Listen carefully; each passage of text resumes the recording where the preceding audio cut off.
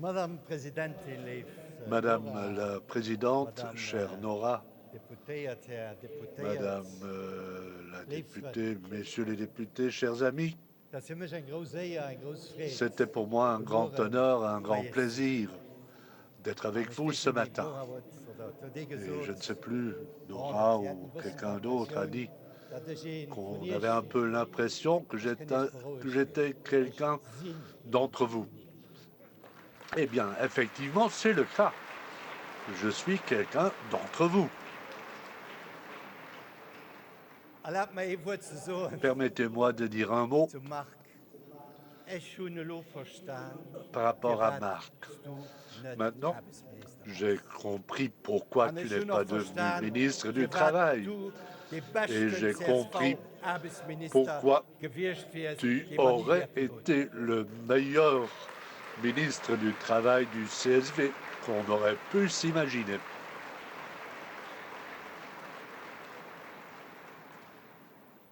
Depuis le dernier congrès où j'avais l'honneur d'être nouveau commissaire de l'emploi et des droits sociaux, un sujet pour lequel nous avons dû nous battre.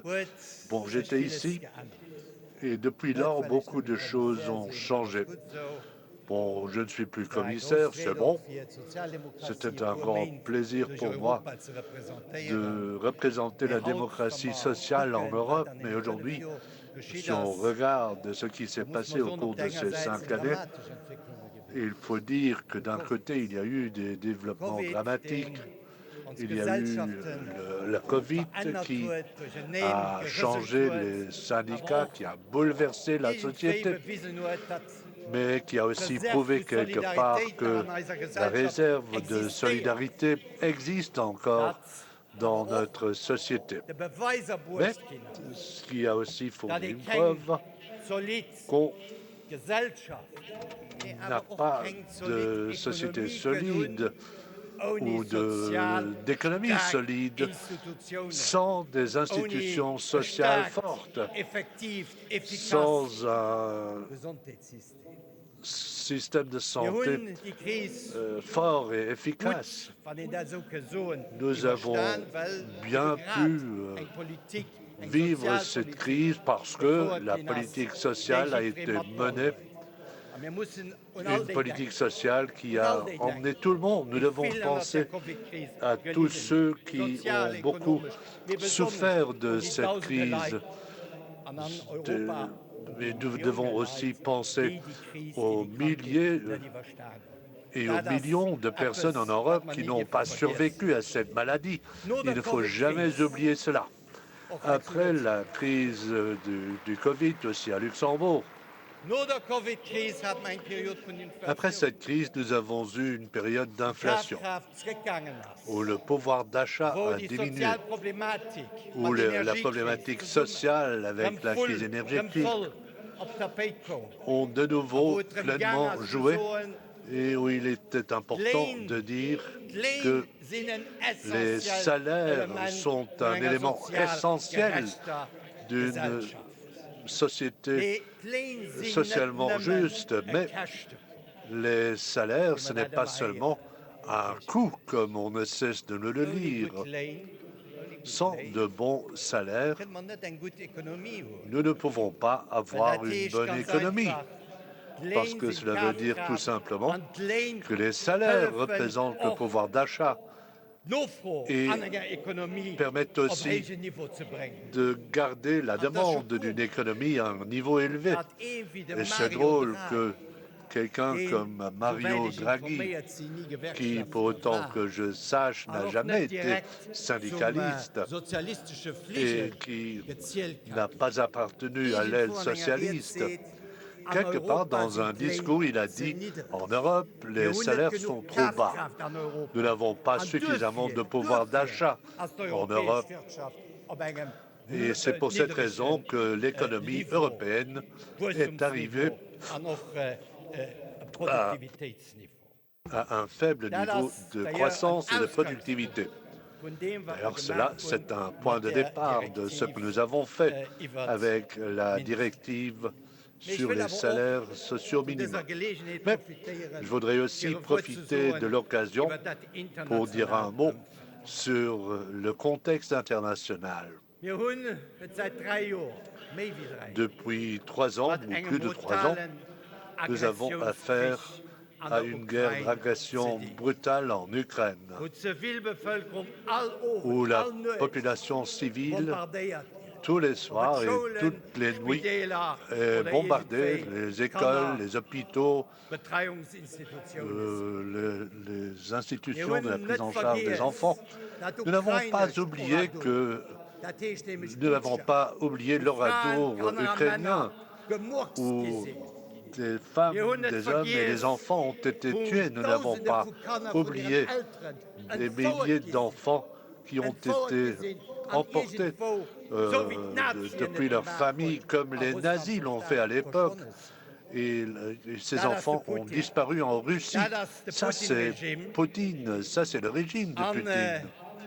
Et nous saluons évidemment tous toutes les forces progressistes qu'on essaye de mener ou de mettre un terme à cette guerre. C'est fondamentalement important pour nous tous, et surtout pour les Ukrainiens, mais aussi pour les nombreux jeunes Russes qui meurent sur le terrain de la guerre. Mais trouver une paix, ce n'est pas ce que cet homme de Washington essaye d'obtenir. La paix, c'est autre chose. Et pour cette raison, il est important que les Européens aient une voix forte et que le peuple ukrainien ne soit pas abandonné. Nous devons rester du côté du peuple ukrainien contre le fascisme russe, contre le fascisme en Europe et à Washington. Chers amis, je sais, en tant que chrétien social, qu'avec les syndicats, nous sommes des pacifistes. Cela fait partie de notre ADN et nous sommes tous choqués par le fait que nous devons maintenant investir des milliards dans l'armement. Nous aurions besoin de cet argent pour des structures sociales, pour la politique sociale, mais aussi pour le plus grand danger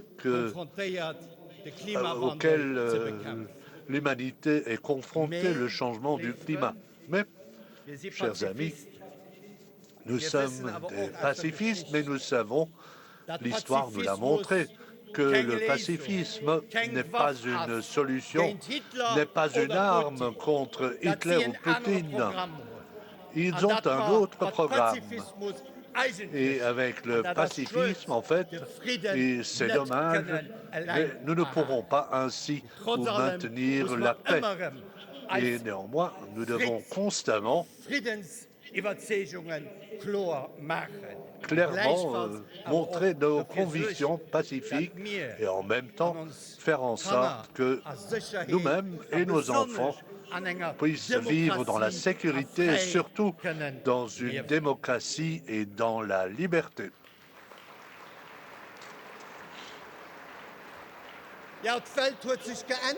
Oui, le monde a changé. Et il change tous les jours, tous les jours. Nous entendons de terribles nouvelles, d'où qu'elles viennent, et surtout celles qui viennent depuis Washington. Nous devons accepter que cette Amérique d'aujourd'hui, sous Trump et sous Vance et sous Musk, ce n'est plus un allié de l'Europe, parce que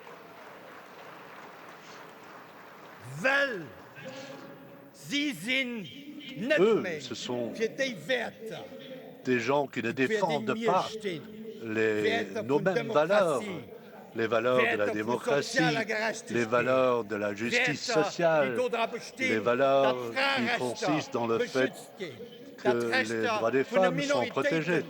Les droits des minorités doivent être protégés. Eux, ils veulent retourner en arrière. Ils veulent avoir une société sur des bases autoritaires.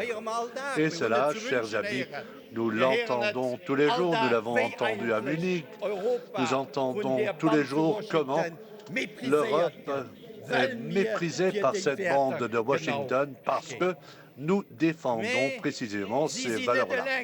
Mais ils ne sont pas seuls et ils le savent parce que dans nos sociétés, il y en a aussi à Luxembourg, qui défendent les théories et ces mêmes approches de la politique, qui partagent ces théories et qui le disent. Ils vont dans des congrès où le salut hitlérien est pratiqué. Ils écrivent des lettres à Trump pour le féliciter d'avoir trahi le peuple ukrainien. Aussi à Luxembourg, nous avons un représentant au Parlement européen qui le fait. Et même dans l'extrême droite, pour qui le groupe de l'extrême droite est déjà un peu trop extrême parce qu'il ne veut pas seulement être un ami de Trump, mais depuis longtemps, il est un ami de Poutine. Et cette extrême droite-là a comme principal adversaire, tout d'abord, les syndicats. Tout d'abord, ceux qui veulent faire avancer le progrès social. Et j'ai vécu pendant 5 ans au Parlement européen que toutes les propositions pour plus de justice, pour plus de progrès social, ont toujours été refusées par l'extrême droite. Et pour cette raison, nous devons ensemble, les syndicats, les partis démocratiques, doivent ensemble combattre cette extrême droite. Et je regrette, chers amis, que malheureusement, cela ne vaut pas pour tous les partis démocratiques. Les partis conservateurs font partie de nombreux gouvernements en Finlande, en Suède, en Autriche. Nous avons pu l'éviter de justesse, mais aussi au Parlement européen. Nous voyons de plus en plus qu'en fait, il y a des majorités variables. Et bon, si les sociodémocrates sont d'accord avec ces propositions de Weber et de von der Leyen et de leur alliance, c'est drôle qu'ils aient formé une alliance, mais c'est comme ça. Et alors, bon, on va le faire avec les sociodémocrates, et si cela ne fonctionne pas de ce côté-là, on va voir du côté de l'extrême droite. Nous l'avons vu en Allemagne, chers amis, où tout d'un coup, l'AND est devenu acceptable. Et pour cela, il faut faire attention. Nous ne devons pas permettre à l'extrême droite de devenir acceptable. Ce sont nos adversaires. Nous devons refuser leurs idéologies, leurs politiques qu'ils veulent nous imposer. Il faut les combattre absolument. Et aussi à Luxembourg, les amis de Poutine, les amis de Trump, ce sont nos adversaires parce qu'ils veulent absolument transformer notre Luxembourg et notre Europe. Chers amis, encore un mot sur la directive et sur les salaires. Je l'ai déjà dit, les salaires sont toujours présentés comme étant un facteur de coût, mais c'est beaucoup plus. Les salaires réunissent les gens et permettent de vivre dans la dignité. Ils aident aux familles et leur permettent de mener une vie dans la dignité.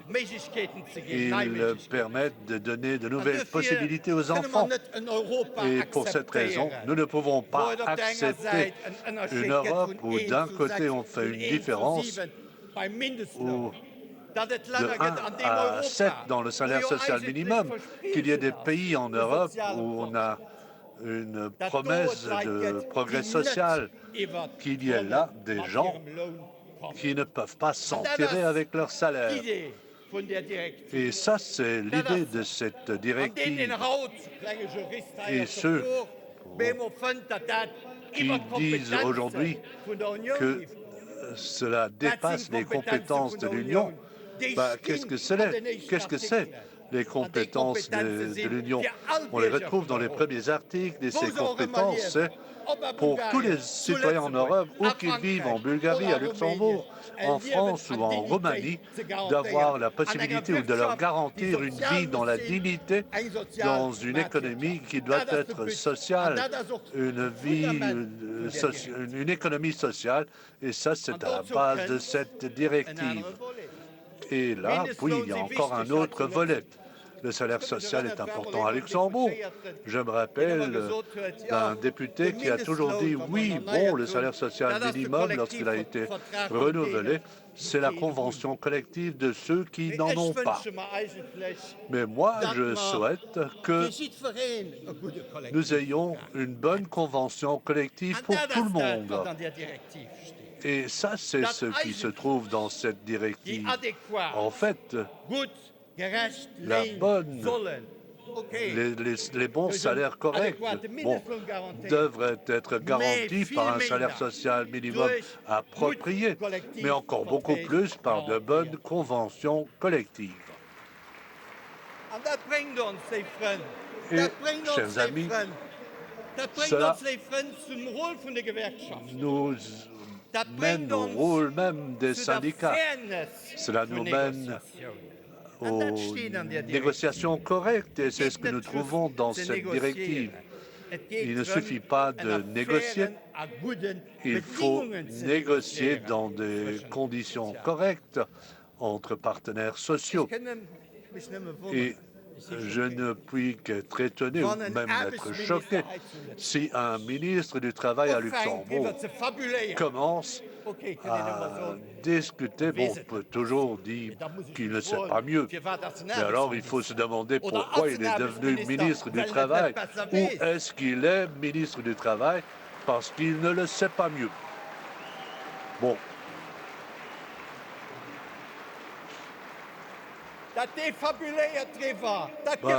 S'il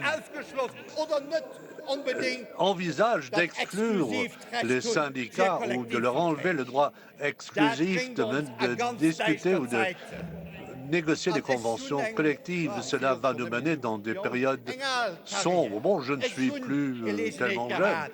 J'ai une longue carrière, j'ai eu l'occasion de travailler avec Pierre Werner, qui n'était pas vraiment progressiste, mais Pierre Werner, que j'estime toujours, il n'aurait jamais eu l'idée de dire « Bon, maintenant, on va faire une loi où les syndicats n'auront plus le droit ou le droit exclusif de négocier des conventions collectives avec Pierre Werner. » Cela n'aurait pas existé. Et pour cette raison, chers amis, ceci c'est un problème existentiel, c'est une question existentielle pour le Luxembourg et pour l'ensemble de l'Europe, si c'est possible à Luxembourg. Pourquoi est-ce que ce ne serait pas possible en Roumanie ou dans d'autres pays? Et cela nous ramène toujours à la même problématique. Si nous voulons une Europe sociale, alors ce ne sera possible qu'à travers des syndicats forts en Europe, avec un dialogue fort en Europe, un dialogue social fort avec les partenaires sociaux. Et là, les patrons sont aussi concernés, mais actuellement, pas seulement à Luxembourg, mais aussi en Europe, on n'écoute que d'un seul côté et on n'écoute que très peu l'autre côté. Et cela aussi, c'est un problème pour les années à venir en Europe. En Europe, on veut réglementer. Nous pensons tous que l'Europe a des problèmes de compétitivité. Bon, je suis d'accord, mais tout cela est dû au fait que nous avons trop réglementé. Nous n'avons pas pu écrire des directives et des lois suffisamment faciles et simples. Ce n'est pas faux, mais je dois quand même me poser la question, qui était président de la Commission au cours des 30 dernières années. Était-ce des socialistes qui voulaient réglementer? Non. Au cours des dernières années, il y avait surtout des conservateurs, le Barroso, Juncker. Bon, malheureusement, je dois aussi le compter parmi ceux-là. C'était eux qui étaient au pouvoir. Monsieur Santer, à la tête de la Commission européenne. Et apparemment, ils ont surréglementé, ce qui pose actuellement le plus grand problème pour l'Europe. Et quand j'entends le terme déréglementé, alors je sais toujours dans quelle direction on veut aller.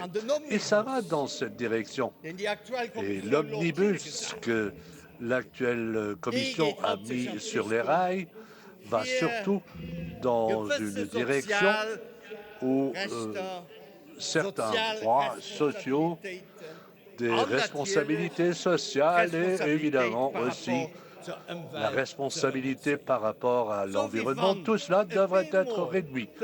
Comme si tout d'un coup, le problème du changement climatique avait disparu. Il n'existe plus. M. Trump dit que le changement climatique n'existe pas et ce vent de Washington a évidemment une influence en Europe, y compris parmi ceux qui ont traversé l'Europe et qui ont dit que c'est l'atterrissage à la Lune des Européens, notre Green Deal, et qui actuellement veulent détricoter le Green Deal. Et si j'entends à Luxembourg que la politique verte doit devenir pragmatique. Oui, tout doit devenir pragmatique. Mais le terme pragmatique, il cache quelque chose d'autre. Ce terme veut dire cause toujours. Nous allons continuer comme par le passé.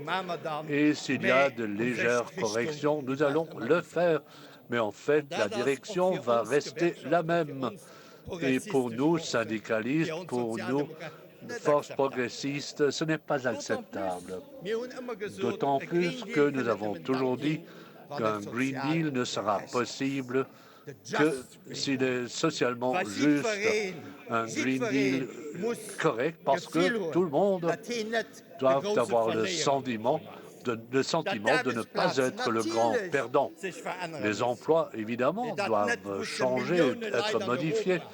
Mais il ne faut pas que des millions de personnes en Europe, dans la sidérurgie, dans l'industrie automobile, dans l'industrie chimique, ne doivent pas trembler par peur de perdre leur emploi. Et ce que je critique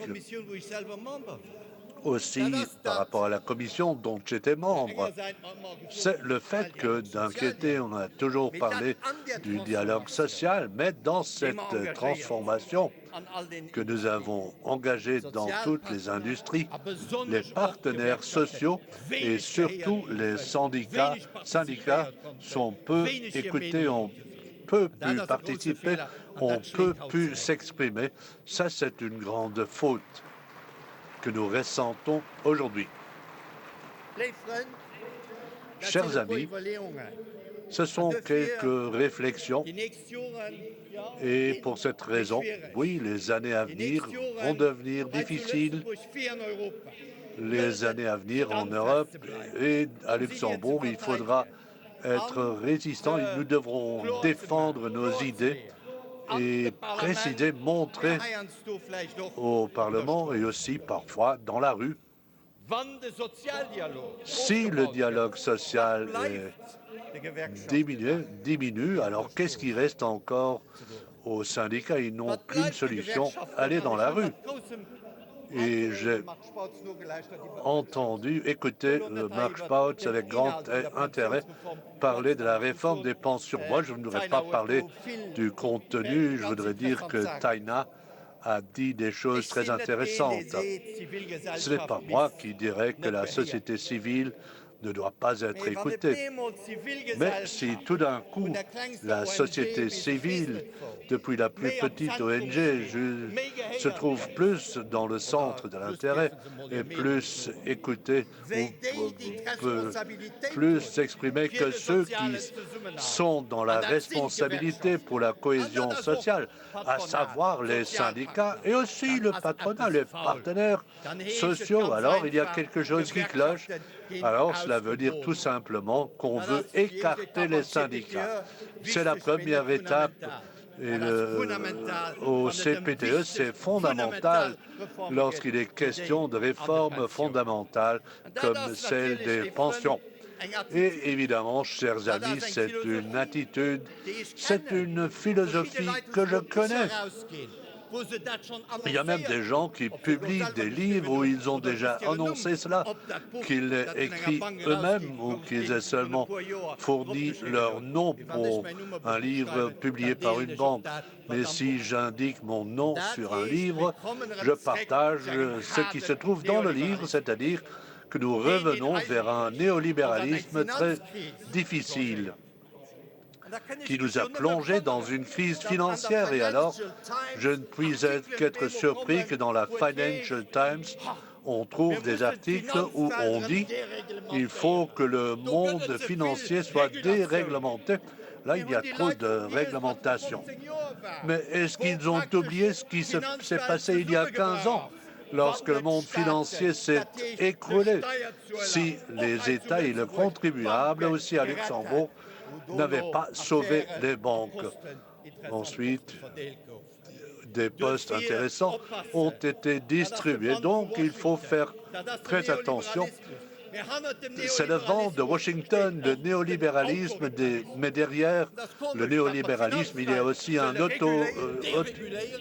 autoritarisme. Nous voulons déréguler le monde financier, mais en cas de manifestation, il faut que les règles soient très strictes. Alors, il faut qu'on sache déjà un mois auparavant qu'on veut manifester contre quelque chose. Et là, on a toujours le même scénario qui se développe. Un dernier mot sur la politique fiscale. Bon, je suis choqué, chers amis, quand je lis que je dois maintenant les premiers de la cordée, comme Macron l'a formulé, que je dois habiter à un peu plus de 150 km du Luxembourg, puis venir à Luxembourg, puis dire, voilà, je suis un homme talentueux, et puis on m'accorde des rabais de 50% jusqu'à 400 000 euros sur mon salaire. Est-ce que c'est une justice fiscale? Est-ce que c'est une égalité devant l'impôt? Non, c'est l'échec, c'est un échec de ne pas avoir réussi à avoir une politique économique efficace. Bon, il y en a qui disent, bon, il y a des gens qui font le constat, c'est à Luxembourg que je dois aller parce que là, l'imposition n'est pas forte. Bon, ça, ce n'est pas une politique économique correcte. Bon, bientôt, les magasins devront être ouverts pendant 24 heures. Bon, alors, nous n'aurons plus de politique économique. Là, nous sommes tous d'accord. Et, chers amis, que dire maintenant? Il importe de défendre nos valeurs. Moi, je vous dis que dans ce pays, nous avons tout d'abord besoin d'un OGBL très fort.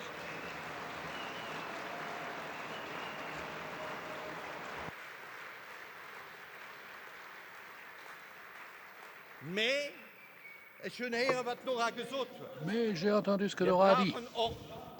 Nous avons aussi besoin d'une coopération solide entre tous les syndicats. Car maintenant, comme on dit chez nous, on va pour le tout.